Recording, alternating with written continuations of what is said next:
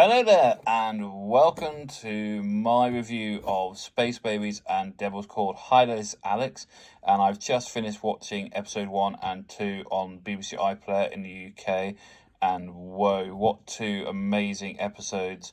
They aren't perfect, I'm going to say that now, but they are damn close. They are really, really good. It's so good to have Russell T Davies's writing back on great form, and Millie Gibson and Ncuti Gatwa are off the planet. They are amazing together. I just work so well. The chemistry is brilliant. So, Space Babies, and if you don't want spoilers, don't watch basically, because I'm going to be talking about Space Babies and Devil's Chord in quite detail. So let's start with Space Babies.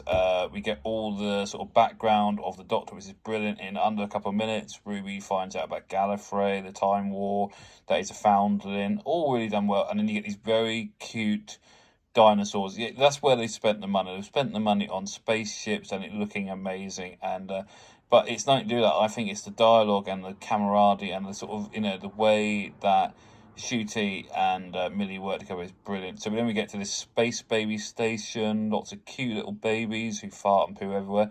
And then they have a nanny who controls them, and they've got this really nasty bogeyman underneath them on the ship, which is actually made. Spoiler here again, it's made out of sneezing, basically. It's a very cute episode, but it's a very fun episode. It isn't a majorly complicated episode, to be honest. And, yeah, then we see all the background. There's some big thing going to happen with Ruby, I reckon, this season. And those bits from the Church on Ruby Road flashbacks are brilliant. And, we get to see her foster mum by the phone thing, sort of very similar. I'm noticing a lot of similarities between this sort of first episode and episode 2 of Chris Eccleston's Rose sort of storyline is sort of same things basically, but in different ways, doing things different ways. And then we as I said, we find out that the bogeyman is made out of snot and sneezing, which is quite fun. The kids are very cute, and the Doctor doesn't want things dying when he works out it's another form of the same family, so he manages to stop the nanny from sucking the bogeyman out of the airlock, which is a great scene, nice bit. Murray Gold's music is absolutely fabulous throughout the whole of these 2 episodes. More music in a later bit, because we're going to discuss the Devil's Call, which is all about music. So, Ruby's discovering, that the planet she lives on isn't that small, basically, in the whole outlook.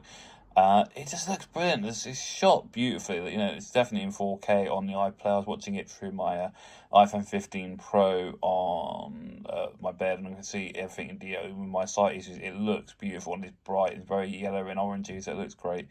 Yeah, so we've got this whole first episode, which is brilliant, and it leads into episode 2.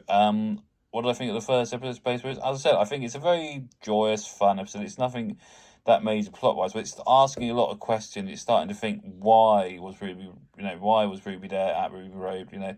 Who is her mother? It's setting up a lot of questions. It's like Russell likes to do, and it'll be interesting to see how he does it in 8 episodes. He normally has like 14 or 15. You can normally build that arc up very gradually. He's got to build it up quite fast because he's only got 8 episodes. So yeah, I would say what Space Boat was an enjoyable episode. It's one of those first quite fun episodes like Smith and Jones or New Earth. That one is on the hospital, but it'll ask a lot of questions, and that's always a good thing with Russell. The writing is off the planet. His conversations between the Doctor and Ruby are brilliant, and as I said, Murray Gold's music soundtrack is really good all the way through it. So I'm not going to do the sort of scoring system because everybody has a different outlook, but I'm just going to say it was a very good first episode, much better than the Christmas episode, as I always expected it was going to be that way, because it wasn't perfect, but it was very, very close to getting a 10 if I was doing the scoring. If I'd say about an 8.5, we're going to do scoring, chocolate bar sort of thing. And then we move to episode 2, which is the Devil's Chord, based on this whole theory of this chord system, what the church hid because it would bring on the devil, and the devil is nothing like this sort of devil we've seen before. It is a Maestro, played by the amazing Jinx Morel, and she is off the planet fabulous through the whole of this episode. Basically, I want more of her. I'm hoping she comes back in this episode because she is brilliant. She is like the Maestro music, and we find out, again, spoilers, that she is the Toymaker's daughter. So she's got all the same powers of the Toymaker, and stops music. And so that's that part. But the main part of this episode, which I don't think works, because I just don't think there's any point to them being there, is that Ruby decides that she wants to go and see the Beatles at Abbey Road and produce their first album. And we get the whole Beatles outlet. We get the crossing point at Abbey Road, which is beautiful. And Shooty looks amazing in that suit he wears. And the clothes are all brilliant. It looks beautiful. It seems shot in fabulous, Technicolor. It looks great.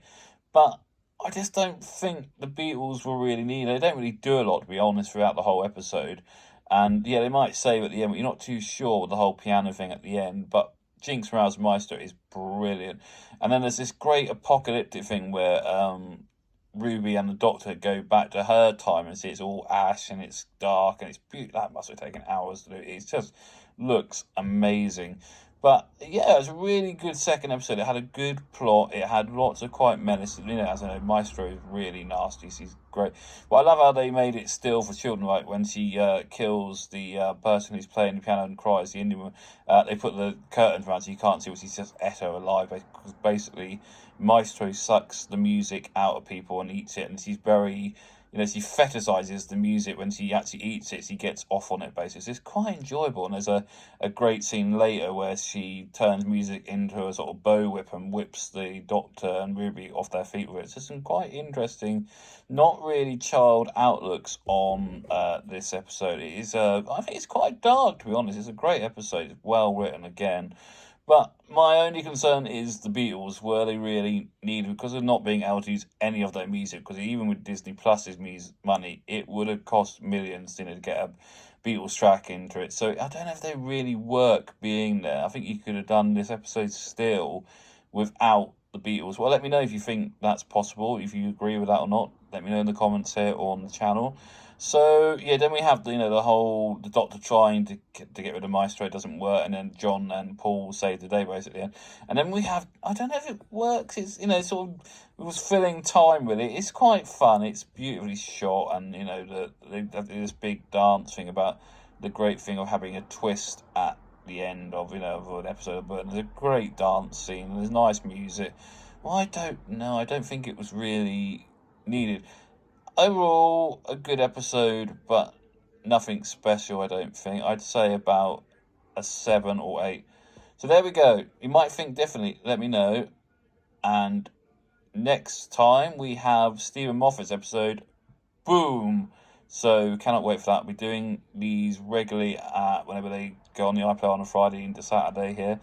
And if you have any comments, let me know. New stuff still coming soon. So bye.